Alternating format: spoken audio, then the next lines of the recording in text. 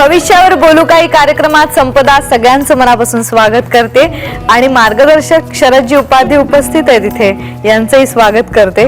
यांच्याशिवाय कार्यक्रम होणे नाही. आपण प्रत्येक वेळेला जिद्दीने एकेका विषयावर प्रश्न विचारतो आणि ते त्याचं उत्तर देतायत न कंटाळता आणि तितक्याच जिद्दीने, त्यामुळे कार्यक्रमात रंगत येते. बघा ना, आपण पाहता पाहता मुद्रा विज्ञानाकडे वळलो सुद्धा आणि या मुद्रा विज्ञानामध्ये वर्ण या विषया आज आपण अभ्यास करणार आहोत. मग वर्ण म्हणजे नेमकं काय? तर कॉम्प्लेक्शन हे संपूर्ण शरीराचा आरसा आहे असं म्हणायला हरकत नाही. किंवा आपली त्वचा, आपला वर्ण, त्याचा रंग, त्याचा पोत, हे सगळं आपल्या आरोग्याविषयी तर सांगतच, पण त्याचबरोबर ज्योतिषशास्त्राचा अभ्यास करताना सुद्धा हे माध्यम सगळ्यात कसं महत्वाचं आहे हे आपल्याला आज चर्चेतनं समजेल.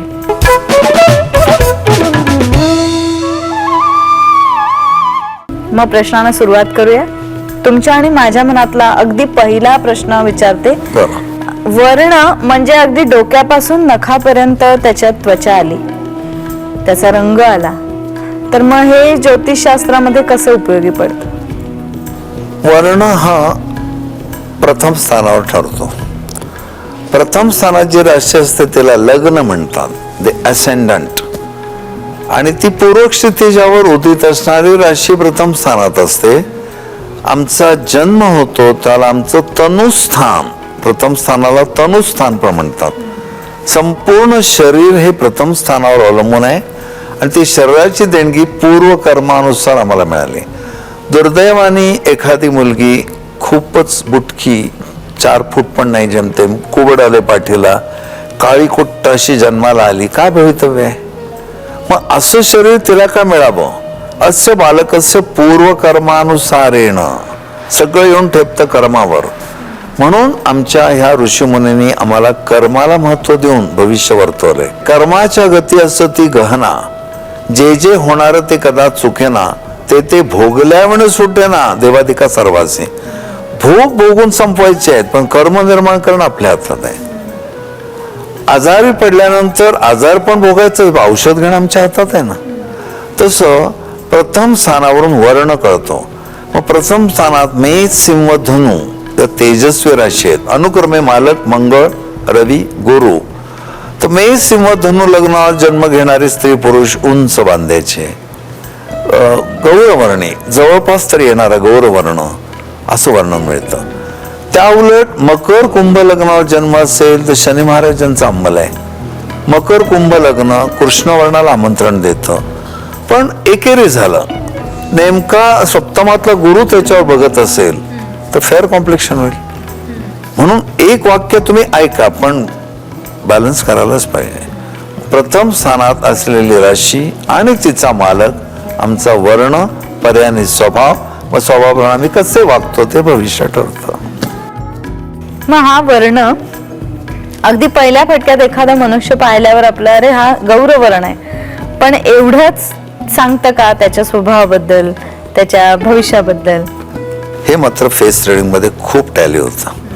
मुद्रा विज्ञानात म्हटलंय गौरवर्णी माणसं म्हणजे रख्ख असा गोरावर्ण ज्यांचा असतो ना, लखलखीत, लालवड गोरा पण येतो बऱ्याच जणांचा, अशा व्यक्ती स्वाभिमानी असतात.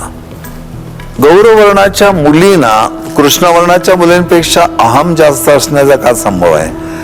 रस्त्यातनं जाताना बघणार लोक आपल्याकडे, गौरवर्णाचं कौतुक होतं, मग इगो वाढतो, लोक आपल्याला लाडवतायत, अहंकार ऑटोमॅटिक निर्माण होतोच.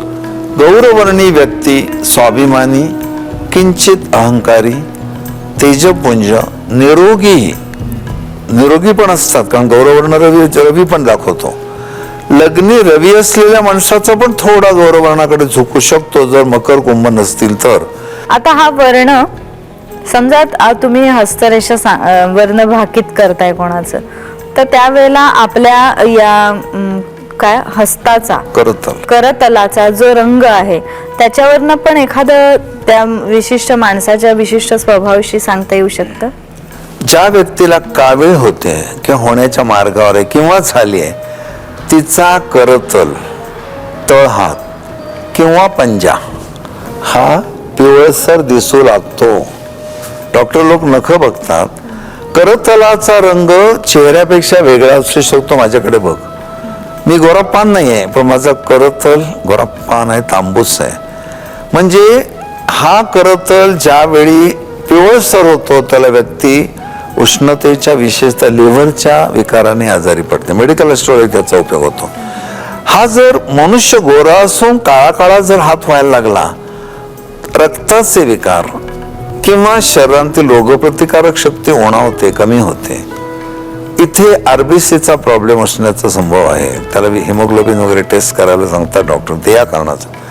ज्यांचा करतल तांबूस होतो, खूप तांबूस, लालवट, यांचं एक तर ऑकेजनली बीपी वाढलेलं असतं किंवा हायपरटेन्शनचाच पिंड असतो त्यांना. कित्येकांचं ब्लड प्रेशर केव्हाही घ्या 140 150च्या खालीच येत नाही. पुढे पुढे डॉक्टर म्हणतात हेच तुमचं नॉर्मल समजा, खाली येतच नाही. आता मेडिटेशन करणाऱ्या लोकांना बीपी इतकं आश्चर्यकारक असतं. मी माझं कौतुक करत नाही, पण मी केव्हाही सकाळी गेलो, वाडीचा मोठा घाट चढून गेलो डॉक्टरांकडे, तसं गेलंय मी 170. तर आपल्याला वाटतं कमी झालंय का, पण डॉक्टर सांगतात असं बीपी ईश्वरी देणगी मागून मिळत नाही. तुमच्या हार्टला आणि किडनीला रेस्ट मिळते, कारण शेवटी किडनी डॅमेज किंवा ते बीपी वाढल्यावर तुमच्या डायबिटीसने वगैरे. तर करतलाचा रंग ज्याला तुमचा गुलाबी व्हायला लागतो, तुम्ही आशावादी होता, मेडिटेशन करता, परमेश्वरावर प्रचंड श्रद्धा निर्माण होते. काय नाही, मी देवाचं नाव घेऊन घरात नाही निघालं, माझं काम होणार, असं एक आशावादीपणा दिसतो. म्हणजे मोमेंटरी रंग बदलतो, ते पण स्वभावात फरक पडतो. तेव्हा उदाहरणार्थ ह्या दशा हा भाग जेव्हा आपण शिकू, तर शनीच्या दशा संपल्या आणि बुधाच्या सुरू झाल्या की 19 वर्ष जो ताणाखाली होता तो जरा रिलीज झालाय. हमालच्या डोक्यावरचं सामान उतरवतो,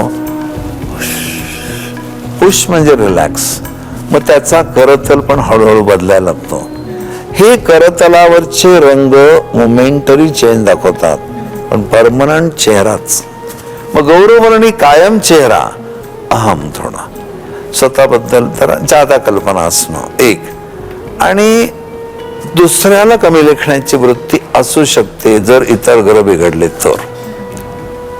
तुझ्या पाहण्याचे गौरवर्णी लोक आहेत, पण त्या गौरवर्णीपणात एक फरक आहे. चंद्राचा गौरवर्णीपणा सतेज नितळ कांती आणतो आणि रवीचा गौरवर्णीपणा तांबूसपणा आणतो.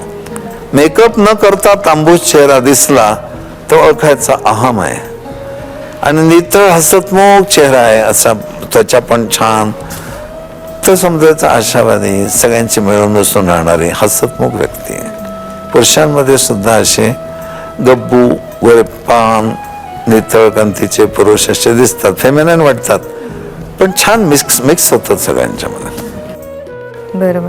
मग आता ह्याच्यात करतल बाजूला ठेवून आपण जर चेहऱ्याकडे वळलो, तर चेहऱ्यावर नाक, गाल, हनुवटी, कपाळ आणि कान याचे सुद्धा एक पोत असतो वेगळा. सर्कस मध्ये होतं तसं. इथे हिरवं केलंय, इथे लाल केलंय. माणसामध्ये असं झालं, कोण लग्न करेल? वर्ण हे बऱ्याच वेळेला आपल्याला फॉर्म भरताना, प्रत्येक वेळेला अर्ज भरताना बरेचदा लागतो की तुमचा वर्ण कोणता आहे, तुमचा धर्म कोणता आहे, तुमची जात कोणती आहे. पण त्यापेक्षा अतिशय वेगळं हे आपला प्रतिबिंब दाखवणारा आरसा आपल्या समोर आहे. म्हणून या देहयष्टीचा विचार करता या वर्णाकडे पाहिलं तर आपण भविष्याचा विचार करूया आणि त्याच्यावर बोलूया. मी तुम्हाला चेहऱ्यापर्यंत आणलं होतं वर्ण या विषयाला, तर सांगा त्याचे. तू असं म्हणाले होतेस कानाचा जर वेगळा असेल, नाकाचा वेगळा असेल, वेगळा नाही, कानाचा रंग, नाकाचा रंग याला एक तुकतुकी असते किंवा एखादी निरोगी त्वचा दिसते. तर माझ्या पाहण्यात एक पूर्ण चेहराच एक गोरा किंवा सावळा किंवा काळा असू शकतो.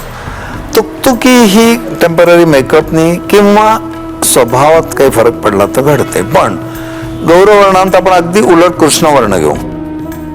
काही लोक इतके काळे असतात की काळे पण इथे संपतं. अशा कृष्णवर्णी लोकांच्या निश्चयी शनीचा अंमल असतो. मग शनीचं वर्णनच केलेलं आहे की नाही, की तो कसा आहे तर नीलांजन समाभासम, नील गर्द निळा आणि काजळासारखा काळा आहे. तर असा हा शनी मकर किंवा कुंभ ह्या राशीवर जर बघत असेल लग्नी, किंवा मकरेत कुंभेतच असेल, त्यात पुन्हा राहू वगैरे कृष्णवर्ण वाढवणारे त्याला मदत करत असतील, शनी निगेटिव्ह थिंकिंग. कृष्णवर्णाचे लोक परम निराशावादी असतात, गौरवर्णाच्या अगदी विरुद्ध.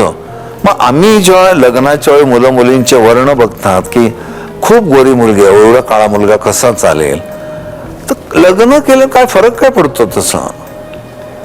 तसं बघायला गेलं तर काय वर्णाचा डायरेक्ट काय संबंध लग्नाशी पण नाही आहे, पण स्वभावात खूप फरक आहे. ती केवढी आशावादी, थोडी अहम असणारी, हा हातपाय गाठलेला निराशावादी, निगेटिव्ह थिंकिंगचा, वाईटच होणार अशा कल्पना आणि नेहमी पडता नमतं घेणारा. पडता नमतं म्हणजे नम्रतेने नाही, नाईलाजाने. असा कृष्णवर्णाचं फळ फार विचित्र आहे. कृष्णवर्णाच्या लोकांना शारीरिक त्रास पण बरेच असू शकतात, विशेषतः गॅस्ट्रिक.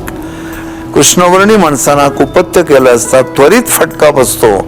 गौरवर्णी माणसांना त्या मनाने कन्सेशन असतं, कारण रवी आहे ना. किती वेळा कुपथ्य करून काय माणसं मस्त असतात. माझ्या पाहण्यात लाईफ टाईम सिगरेट ओढणारा माणूस मी पाहिलाय, पण सिगरेट सुद्धा कशी ओढतो व्यंकटेश माडगुळकरच्या हिरो सारखं, 3 झोरक्यात संपली. पण काही ना नुकतीच सुरुवात केली आणि झालं फुफ्फुसावर पॅच आलाच. तर अगदी विरुद्ध कृष्णवर्णाचं फळ आहे. पण प्रियंगुकलिका श्यामम हे काय वर्णन आहे? प्रियंगू पुष्पाच्या कलिकेप्रमाणे श्याम वर्णाचा बुध. मग कन्या लग्नावर किंवा मिथुन लग्नावर बुधाची दृष्टी असेल, लग्नी मिथुनेचा म्हणजे प्रथम स्थानात बुध असेल, सावळी वर्णे असते म्हणून श्यामल. श्रीकृष्ण सावळे होते, रामप्रभू सावळे होते. हे सावळा वर्ण परम सौंदर्याचा कारक 2 कारणासाठी आहे. सावळी माणसं खूप रोमॅन्टिक असतात, सावळी माणसांमध्ये हसतपणा फार असतो, आणि सावळी माणसं रसिक असून संतुलित असतात. श्रीकृष्णाच्या प्रेमाने अगदी वेड्या झालेल्या गोपीने सुद्धा मान्य केलं, प्राथमिक आकर्षण सामान्यांचं होतं. मग त्या महापुरुषाने आमच्यात अध्यात्म ओतलं आणि पुढे त्या विरहामध्येच आम्हाला जाणवायला लागलं श्रीकृष्ण काय चीज आहे. हे सावळ्या वर्णाचं फार मोठं वैशिष्ट्य. दुसरं, सावळ्या वर्णाचे लोक विनोद वृत्तीचे असतात. म्हणून प्रियंगुकलिका श्यामम रूपेणा प्रतिमम बुधम पण सौम्यम सौम्य गुणोपेतम. याची फिरकी घ्यावी असं आपल्याला वाटतं, पण नको चिडेल. हे गौरवर्णी माणसाचे बहुत वाटतं, कृष्णवर्ण नको त्याला वाईट वाटेल. सावळ्यावाल्याचे किती फिरक्या घ्या, तो लगेच ते रिफंड करतोच काय करायचं असेल ते. सव्याच हा असा प्रकार असल्यामुळे सावळी माणसं हजरजबाबी, वक्तृत्व असणारी, खूप विनोदी वृत्तीची, दुसऱ्याला आनंद देणारी, आणि आनंद वाटायचा असतो, आठवायचा नसतो हे जाणणारी. आता तुम्ही चेहऱ्याच्या रंगाविषयी बोललात, मगाशी आपण करतलाच्या रंगाविषयी बोललो, तसंच अन्य तुमचं मेडिकल ॲस्ट्रॉलॉजी आणखीन कुठल्या वर्णाचा विचार करतं का, की बाबा पाय बघू, पायावर काय रंग चढलाय, असं पण पटकन डॉक्टर आपल्याला प्रश्न विचारतात.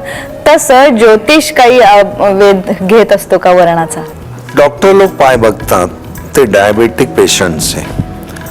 इनव्हेरेबली डायबेटिक माणूस रुटीन चेकअपला जाओ किंवा पहिल्यांदा जाओ, ते म्हणतात आम्हाला आधी पायाला हात लावायला लागतो तुमच्या, मोजे काढायला सांगतात. 2 बोटामध्ये जखमा नाहीत ना, चिखल्या नाहीत ना, कारण गँग्रीन जास्तीत जास्त तळपायावरनं होऊ शकतं. मग ते तुमच्या पायाला ठोका मारून बघतात काय रिस्पॉन्स देते, नळ टायर्ड आहेत, सेन्सेशन आहे का नाही. कदाचित तळपायाला एक पॉइंटेड पेन म्हणा, निडल म्हणा, असं करून बघतील. सेन्सेशन आहे, व्यवस्थित सर्क्युलेशन चालू आहे, आणि गोट्याच्या खाली दाबून बघतील कसं काय पल्स रेट, ह्या जसं बघतात तसं. हे मेडिकलचे लोक बघतात, तेही डायबेटिक वाल्यांसाठी, किंवा ज्यांना हायपरटेन्शनचा त्रास आहे. डॉक्टर पायाला मुंग्या फार येत आहेत अशा कंप्लेंट करणारे लोक आले, सूज येते पायाला, मग ते सर्क्युलेशन बरोबर आहे का बघण्यासाठी पाय बघतील. पण पायाचा रंग काळा आणि चेहऱ्याचा गोरा हे मातीत बितीत काम करणाऱ्या लोकांच्या बाबतीत ठीक आहे. असं इतका कलरमध्ये फरक मिळत नाही. आणि ज्योतिष लोक पायावरनं भविष्य सांगताची केस मी ऐकली होती, पण कुठेच त्याचे रिझल्ट त्यांनी पब्लिश केले नाहीत किंवा कोणी सांगितलं नाही. करतलावर जशी परफेक्ट रेडिंग येतात तशी पायावरनं येत नाहीत. मुळात ते पाय इतके मळलेले असतात, त्याच्यावर लाईफ लाईन आणि हे लाईन्स अशा वेगळ्या बघता येत नाही, आणि त्याला उंचवटे इथे कसे शुक्र गुरु बघता येतात, तिथे तेही सोय नाही. त्यामुळे भविष्य कथनासाठी पाय बघणे, एखादी केस असेल तर ती पण अज्ञातात आहे, त्याच्यावर पुस्तकं किंवा त्याच्यावर फार मोठं असं साहित्य पण नाही आहे. क्वचित कुठे अपवादाने एखादा ज्योतिषी थेरॉटिकली सांगत असेल, प्रॅक्टिकल रिझल्ट पब्लिश झालेले नाहीत. मग तुम्ही पत्रिकेवरनं ज्या व्यक्तीला पाहिलं नाहीये ती पत्रिका बरोबर आहे असं गृहीत धरूया की तर त्या व्यक्तीचं वर्णन कसं करा. मगाशी जो आपण आढावा घेतला मेष सिंह धनु गौरवर्णी, त्याच्यावर पण मेष सिंह धनु लग्न असून शनी बघतोय, मग जरा जाणवतं की वेगळंच कॉम्प्लेक्शन आहे, गौरही नाही आणि काळाही नाही, मधलंच कुठलं तरी सावळा पण नाही.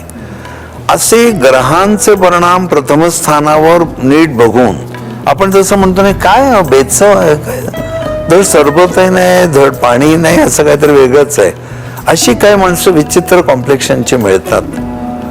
मग त्याची उंची, त्याचा वर्ण, मग त्याचा स्वभाव जर माहिती असेल तर हा रिॲक्ट करतो का, रागावल्यावर शिव्या देतो का, वाचस्थानात अमुक आहे, अगदी मग पुढे टॅली करण्याची त्याच्या वडिलांचं वर्णन, बायकोचं वर्णन, मॅरिड लाईफ, कुठेतरी जागा सापडत जातो आणि एकही रिडिंग टॅली होत नाही, मग ती पत्रिका साप चुकीची आहे किंवा ज्योतिषानं भिज्ञ आहे.